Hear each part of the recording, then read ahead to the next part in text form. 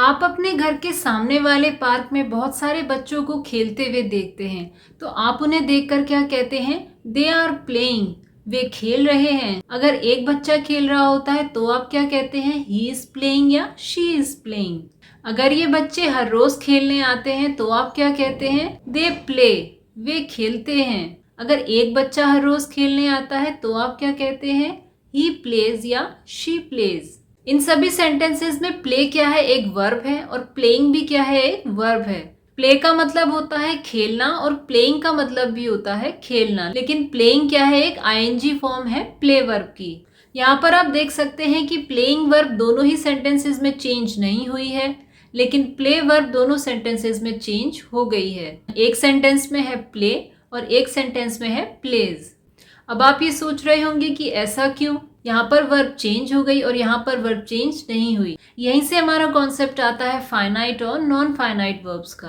Verbs दो types की होती हैं, एक होती है हेल्पिंग वर्ब, एक होती है मेन वर्ब। मेन वर्ब की क्लासिफिकेशन में आता है फाइनाइट और नॉन फाइनाइट वर्ब। अगर आप इंग्लिश को एज अ लैंग्वेज सीख रहे हैं या एज अ सब्जेक्ट सीख रहे हैं, दोनों में ही आपको इससे बहुत हेल्प होगी और आपको समझ में आएगा कि वर्ब्स कई तरीके से क्लासिफाइड हैं। तो चलिए बिना किसी देरी के वीडियो को स्टार्ट करते हैं और समझते हैं पूरा concept. Finite non finite verbs के लिए सबसे पहले हम देखते हैं वर्ब का क्लासिफिकेशन। वर्ब दो टाइप से क्लासिफाइड है। पहला है ऑक्सिलरी वर्ब, दूसरा है मेन वर्ब। ऑक्सिलरी वर्ब्स का मतलब होता है हेल्पिंग वर्ब्स। इनके अंदर आते हैं प्राइमरी ऑक्सिलरी वर्ब्स और मोडाल्स। प्राइमरी ऑक्सिलरी वर्ब्स जैसे कि has, have, had, do, does, did, is, am, are, was, were. ऐसे ही मोडाल्स या मॉडल वर्ब्स जिसमें आते हैं can, could, will, would, shall, should, may, might, ये सभी होते हैं मॉडल वर्ब्स। यहाँ पर हम डिस्कस करेंगे मेन वर्ब्स को। मेन वर्ब के अंदर आते हैं ट्रांजिटिव, इंट्रांजिटिव वर्ब्स और फाइनाइट और नॉन फाइनाइट वर्ब। ये दो तरीके का क्लासिफिकेशन मेन वर्ब का होता है। आज हम डिस्कस करेंगे फाइनाइट और non finite verbs. Finite verbs वो होती हैं जो सब्जेक्ट और टेंस के अकॉर्डिंग चेंज हो जाती हैं, यानी कि बदल जाती हैं, उन्हें कहते हैं फाइनाइट वर्ब्स। जैसे ही सब्जेक्ट और टेंस चेंज होता है फाइनाइट वर्ब्स चेंज हो जाती हैं, लेकिन नॉन फाइनाइट वर्ब्स सब्जेक्ट और टेंस के अकॉर्डिंग चेंज नहीं होती हैं। सबसे पहले देखते हैं फाइनाइट वर्ब्स। फाइनाइट वर्ब्स में सब्जेक्ट का नंबर, पर्सन और टेंस चेंज होने पर ये वर्ब्स चेंज हो जाती है। नंबर में आता है सिंगुलर और प्लूरल। सब्जेक्ट का पर्सन होता है first person, second person, third person, जैसे कि I, we, you, he, she, it, they, ये सभी होता है सब्जेक्ट का पर्सन। और टेंस में आता है प्रेजेंट, पास्ट और फ्यूचर। इन सभी के चेंज होने पर ये वर्ब्स चेंज हो जाती हैं। चलिए इसे एग्जाम्पल से समझते हैं। ही प्लेज, इसका मतलब हुआ वह खेलता है। अगर हम इसे ही की जगह दे कर देते हैं तो ये बन जाएगा दे प्ले, वे खेलते हैं। यहाँ पर आप देख सकते हैं कि इसमें पर्सन चेंज हो गया है। थर्ड पर्सन सिंगुलर था पहले और अब हो गया है third person plural. Subject person के चेंज होने पर वर्ब चेंज हो गई है। पहले था प्लेज, अब हो गया है प्ले। ऐसे ही अगर हम ही प्लेज की जगह कर देते हैं आई प्ले, तो आई के साथ लगेगा प्ले, तो ये थर्ड पर्सन से फर्स्ट पर्सन हो गया। तो यहाँ पर भी वर्ब चेंज हो गई है। यहाँ पर प्ले एक फाइनाइट वर्ब है क्योंकि सब्जेक्ट का पर्सन चेंज होने पर ये वर्ब चेंज हो गई है। ऐसे ही दूसरा एग्जाम्पल देखते हैं जहाँ पर सब्जेक्ट का नंबर चेंज हो रहा हो, यानी कि सिंगुलर से प्लूरल हो रहा हो। For example Ram goes to school, यहाँ पर सब्जेक्ट का नंबर है सिंगुलर, यानी कि एक ही इंसान है राम। अगर हम इसे कर देते हैं राम एंड मीरा, तो ये बन जाएगा Ram and Meera go to school. इसका मतलब हुआ राम और मीरा स्कूल जाते हैं। यहाँ पर वर्ब चेंज हो गई है क्योंकि हमने सब्जेक्ट का नंबर चेंज कर दिया है, सिंगुलर से प्लूरल कर दिया है। दो लोग हैं राम एंड मीरा, इसलिए ये वर्ब चेंज हो गई। गो यहाँ पर क्या है? एक फाइनाइट वर्ब है जो सब्जेक्ट का नंबर बदलने से चेंज हो जाती है। एक और एग्जांपल देखते हैं जिसमें सेंटेंस का टेंस चेंज हो रहा हो, तो वहां पर भी वर्ब चेंज हो जाती है। जैसे कि for example I enjoy teaching English, यानी कि मैं इंग्लिश पढ़ाना एंजॉय करती हूँ, मुझे अच्छा लगता है इंग्लिश पढ़ाना। ये क्या है? एक प्रेजेंट का सेंटेंस है। अब हम इसे पास्ट का सेंटेंस करते हैं तो ये बन जाएगा आई एंजॉयड टीचिंग इंग्लिश, मैंने इंग्लिश पढ़ाना एंजॉय किया। यहाँ पर आप देख सकते हैं कि वर्ब चेंज हो गई है, एंजॉय से हो गया है एंजॉयड। यहाँ पर एंजॉय क्या है? एक फाइनाइट वर्ब है जो सेंटेंस का टेंस चेंज होते ही चेंज हो गई है। ऐसे ही एक और एग्जाम्पल है आई ईट फूड, मैं खाना खाता हूँ। ये क्या है, एक प्रेजेंट का सेंटेंस है। अगर हम इसे पास्ट का सेंटेंस करते हैं तो ये बन जाएगा आई एट फूड। ईट की पास्ट फॉर्म होती है एट, यानी कि मैंने खाना खाया। यहाँ पर ईट क्या है, एक फाइनाइट वर्ब है जो सेंटेंस का टेंस चेंज होते ही चेंज हो गई है। ये थे फाइनाइट वर्ब के एग्जाम्पल्स। अब हम बात करते हैं नॉन फाइनाइट के बारे में। नॉन फाइनाइट वर्ब सब्जेक्ट और टेंस चेंज होने पर चेंज नहीं होती है। ऐसी वर्ब्स होती हैं इन्फिनेटिव्स, जेरंड और पार्टिसिपल। नॉन फाइनाइट के अंदर तीन चीज़ें आती हैं, इन्फिनेटिव, जेरंड और पार्टिसिपल। पार्टिसिपल दो होते हैं, पास्ट और प्रेजेंट। इन्फिनेटिव्स होते हैं जिन वर्ब के आगे टू लगा होता है, जैसे कि to walk, to go, to run, to work. ये सभी क्या है, इन्फिनेटिव्स हैं। वर्ब की फर्स्ट फॉर्म होगी और आगे टू लगा होगा, ऐसी वर्ब्स को हम इन्फिनेटिव्स कहते हैं। जेरंड क्या होते हैं, जेरंड होते हैं जिनमें आईएनजी फॉर्म लगी होती है। जिन भी वर्ब की फर्स्ट फॉर्म में आईएनजी लगा होता है आगे, उन्हें क्या कहते हैं, जेरंड कहते हैं। जैसे कि स्विमिंग, रनिंग, गोइंग। इसमें क्या है, रन के आगे आईएनजी लगा है, स्विम के आगे भी आईएनजी लगा है, गोइंग के आगे भी आईएनजी लगा है, तो ये बन गया है गोइंग, स्विमिंग, रनिंग। ये सभी क्या है, जेरंड है। ऐसे ही है पार्टिसिपल। पार्टिसिपल दो होते हैं, पास्ट और प्रेजेंट। पास्ट पार्टिसिपल क्या होते हैं, वर्ब की थर्ड फॉर्म को पास्ट पार्टिसिपल कहते हैं। जैसे कि गो, वेंट, गॉन, उसमें गॉन क्या है, पास्ट पार्टिसिपल।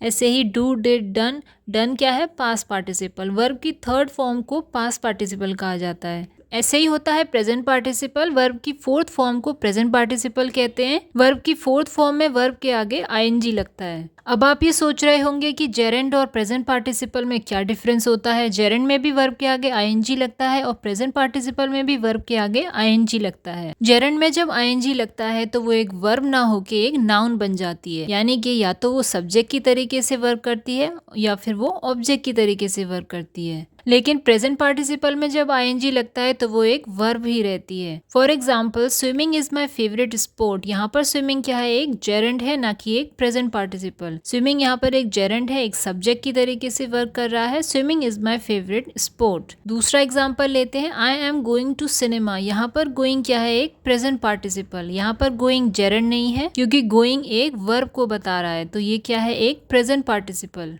अब हम आते हैं नॉन फाइनाइट वर्ब्स के एग्जाम्पल्स पर। सबसे पहले देखते हैं इन्फिनेटिव्स के एग्जाम्पल्स। पहला एग्जाम्पल है I want to dance. To dance यहाँ पर क्या है, एक इन्फिनेटिव है। अगर हम यहाँ पर आई वॉन्ट की जगह शी वॉन्ट कर दें, ही वॉन्ट कर दें या दे वॉन्ट कर दें, लेकिन यहाँ पर टू डांस पर कोई भी फर्क नहीं आएगा। He want to dance, she want to dance, they want to dance. To dance यहाँ पर ऐसा का ऐसा ही रहेगा, इसलिए ये है नॉन फाइनाइट वर्ब। अगर हम सेंटेंस का टेंस चेंज कर दें, आई वॉन्ट टू डांस एक प्रेजेंट का सेंटेंस है, अगर हम इसे पास्ट में कर दें तो ये बन जाएगा I wanted to dance, she wanted to dance, they wanted to dance. तो भी यहाँ पर टू डांस पर कोई फर्क नहीं आएगा। टू डांस यहाँ पर एक नॉन फाइनाइट वर्ब है और एक इन्फिनेटिव है। दूसरा एग्जाम्पल है I create videos to teach, यानी कि मैं पढ़ाने के लिए वीडियो बनाती हूँ। यहाँ पर इन्फिनेटिव है टू टीच। अगर हम आई की जगह ही कर दें तो ये बन जाएगा he creates videos to teach. अगर हम यहाँ पर दे का यूज करते हैं तो ये बन जाएगा they create videos to teach. I create videos to teach में सब्जेक्ट है आई, एक वर्ब है क्रिएट और एक है टू टीच। टू टीच यहाँ पर एक इन्फिनेटिव भी है और एक वर्ब भी है। सब्जेक्ट में भी चेंज आया है और क्रिएट वर्ब में भी चेंज आया है। क्रिएट क्या है, यहाँ पर एक फाइनाइट वर्ब है और टू टीच क्या है, यहाँ पर एक नॉन फाइनाइट वर्ब। क्योंकि सेंटेंस का सब्जेक्ट चेंज होने पर टू टीच में कोई फर्क नहीं आया है, इसलिए टू टीच यहाँ पर क्या है, एक इन्फिनेटिव है, यानी कि एक नॉन फाइनाइट वर्ब है। ऐसे ही अगर इस सेंटेंस का टेंस चेंज होता है, यानी कि यह है प्रेजेंट का सेंटेंस, हम इसे कर देते हैं पास्ट का सेंटेंस, तो ये बन जाएगा I created videos to teach, यानी कि मैंने पढ़ाने के लिए वीडियो बनाई। सेंटेंस का टेंस चेंज होने पर भी इस पर कोई फर्क नहीं आया है, तो यहाँ पर टू टीच क्या है, एक नॉन फाइनाइट वर्ब। नेक्स्ट है जेरंड के एग्जाम्पल्स। जिन भी वर्ब में वर्ब की फर्स्ट फॉर्म में आईएनजी लगता है वो कहलाते हैं जेरंड। जैसे कि आई लाइक डांसिंग। आई यहाँ पर सब्जेक्ट है, लाइक यहाँ पर एक वर्ब है और जेरंड है डांसिंग। डांसिंग यहाँ पर एक ऑब्जेक्ट की तरीके से वर्क कर रहा है, इसलिए ये है जेरंड। सेंटेंस का टेंस या सब्जेक्ट चेंज करने पर भी इस पर कोई फर्क नहीं आएगा। जैसे कि अगर हम आई की जगह कर दें ही, तो ये बन जाएगा ही लाइक्स डांसिंग, उसे डांसिंग पसंद है। यहाँ पर सब्जेक्ट में चेंज होने पर जेरंड पर कोई फर्क नहीं आया है, इसलिए ये है नॉन फाइनाइट वर्ब। ऐसे ही एक और एग्जांपल है reading is his favourite pass time. यहाँ पर रीडिंग क्या है, एक सब्जेक्ट की तरीके से वर्क कर रहा है, यानी कि एक जेरेंड है। अगर हम सेंटेंस का टेंस चेंज करते हैं तो रीडिंग पर कोई फर्क नहीं आएगा। Reading was his favourite pastime या reading will be his favourite pastime, तो यहाँ पर रीडिंग पर कोई फर्क नहीं आएगा। तो यह है एक जेरेंड और एक नॉन फाइनाइट वर्ब। एक और एग्जांपल देखते हैं, playing cards is not allowed here. Playing यहाँ पर क्या है, एक जेरेंड है, एक पार्टिसिपल नहीं है। जेरेंड इसलिए है क्योंकि ये एक सब्जेक्ट की तरीके से वर्क कर रहा है। प्लेइंग का मतलब है खेलना, लेकिन ये वर्ब नहीं है, यानी कि क्रिया नहीं है, ये एक सब्जेक्ट है, नाउन है। सेंटेंस का टेंस चेंज होने पर भी प्लेइंग पर कोई फर्क नहीं आएगा, इसलिए ये है एक नॉन फाइनाइट वर्ब। अगर हम इसे पास्ट का सेंटेंस कर देते हैं तो ये बन जाएगा playing cards was not allowed here. यहाँ पर सेंटेंस का टेंस चेंज हुआ है लेकिन प्लेइंग चेंज नहीं हुआ है, तो ये क्या कहलाएगा, नॉन फाइनाइट वर्ब। अब देखते हैं पार्टिसिपल के एग्जाम्पल्स। इसमें दो होते हैं, पास्ट और प्रेजेंट। पास्ट पार्टिसिपल होता है वर्ब की थर्ड फॉर्म, जैसे कि for example I have cleaned the room. Cleaned क्या है, यहाँ पर एक पास्ट पार्टिसिपल है। अगर हम सेंटेंस का सब्जेक्ट और टेंस दोनों चेंज कर देते हैं तो क्लीन्ड यहाँ पर चेंज नहीं होगा। अगर हम इसे पास्ट का सेंटेंस करते हैं तो ये बन जाएगा I had cleaned the room. Cleaned verb में कोई चेंज नहीं आया है, तो ये है नॉन फाइनाइट वर्ब। अगर हम सब्जेक्ट चेंज करते हैं, आई की जगह कर देते हैं शी, तो ये बन जाएगा she has cleaned the room. और अगर पास्ट का सेंटेंस है तो she had cleaned the room. किसी भी सेंटेंस में क्लीन्ड पर कोई चेंज नहीं आया है, इसलिए ये है नॉन फाइनाइट वर्ब। नेक्स्ट देखते हैं प्रेजेंट पार्टिसिपल का example, she is eating food. वह खाना खा रही है। ईटिंग यहाँ पर जेरेंड नहीं है, प्रेजेंट पार्टिसिपल है, क्योंकि ईटिंग एक वर्ब को बता रहा है। सेंटेंस का टेंस या सब्जेक्ट चेंज होने पर भी ईटिंग पर कोई फर्क नहीं आएगा, इसलिए यहाँ पर यह है एक non finite verb. She is eating food को अगर हम कर देते हैं ही इज ईटिंग फूड या शी वॉज ईटिंग फूड, तो ईटिंग ऐसा का ऐसा ही रहेगा, इसलिए यह है एक नॉन फाइनाइट वर्ब और एक प्रेजेंट पार्टिसिपल। ऐसे ही एक और एग्जांपल है, I am going to cinema. मैं सिनेमा जा रहा हूँ। गोइंग यहाँ पर एक प्रेजेंट पार्टिसिपल है, क्योंकि ये एक जाना का सेंस दे रहा है, एक वर्ब की तरीके से वर्क कर रहा है।